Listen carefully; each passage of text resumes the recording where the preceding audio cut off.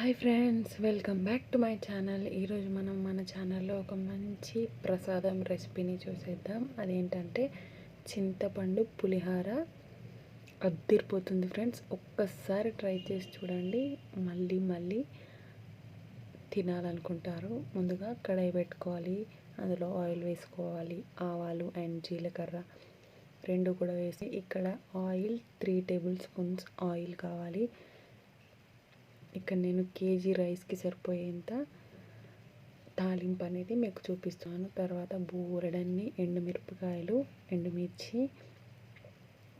ఒక 10 ఎండుమిర్చి, తర్వాత పల్లీలు, వేయించిన వేరుశనగపప్పు, పుట్నాల పప్పు అండ్ గుండు మినపప్పు ఇవన్నీ వేసుకొని అవన్నీ క్రిస్పీగా అయ్యేంత వరకు చక్కగా వేయించేసుకొని అందులో 1/2 టీ స్పూన్ పసుపు వేసేసుకోవాలి. అది కూడా మంచిగా మిక్స్ చేసేసుకొని ధనియాల్ని వేయించుకొని దంచుకున్న ధనియాలు, ఇక్కడ ఇంగువని కూడా యాడ్ చేసుకుంటున్నాము.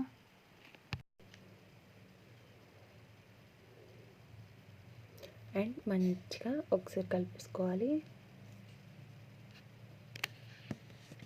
అండ్ కొద్దిగా సాల్ట్, తాలింపులో టేస్ట్ అనేది ఉండాలి కదా. అలాగే బోలెడంతా కరివేపాకు కూడా వేసేసుకోవాలి.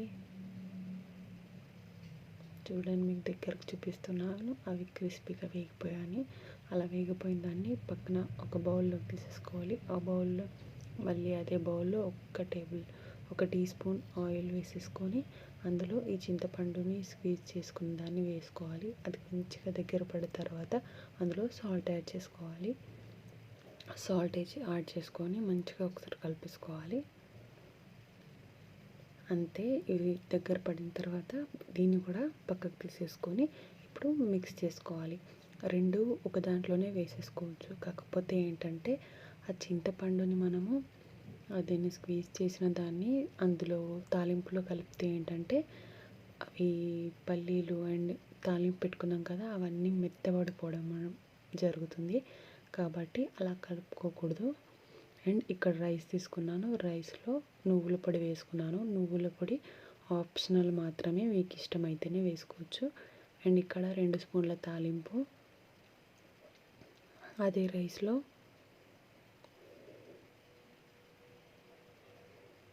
అండ్ ఇది స్క్వీజ్ చేసి దగ్గర పడేలాగా చేసుకున్నాం కదా, అది కూడా ఒక 2 టీ స్పూన్లు, 2 కూడా వేసుకొని మంచిగా కలిపేసుకోవాలి. వేరుగానే ట్రై చేయండి ఫ్రెండ్స్, చాలా బాగుంటుంది. అవి ఒక దగ్గర కలిపిస్తే ఏంటంటే మెత్తబడిపోతాయి. మనం తాలింపులో వేసుకున్నాం కదా, వేరుశనగపప్పు, వేయించిన శనగపప్పు అవన్నీ అనేటివి మెత్తబడిపోతాయి. ఆ క్రిస్పీనెస్ అనేది ఉండదన్నట్టు. ఎండుమిర్చిని కొంతమంది చాలా ఇష్టపడుతుంటారు, తింటూ ఉంటారు. అలాగ తినడానికి బాగుంటుంది. ఇదండి ఇవాల్టి video friends. Thank you for watching my video. Thank you. Next వీడియోలో మళ్ళీ కలుద్దాం. అంతవరకు బాయ్. మీకు ఈ వీడియో కనుక నచ్చినట్లయితే లైక్ చేయండి, కామెంట్ చేయండి, షేర్ చేయండి. మరిన్ని రెసిపీ కోసం కింద కామెంట్ సెక్షన్లో తెలియజేయండి. బాయ్.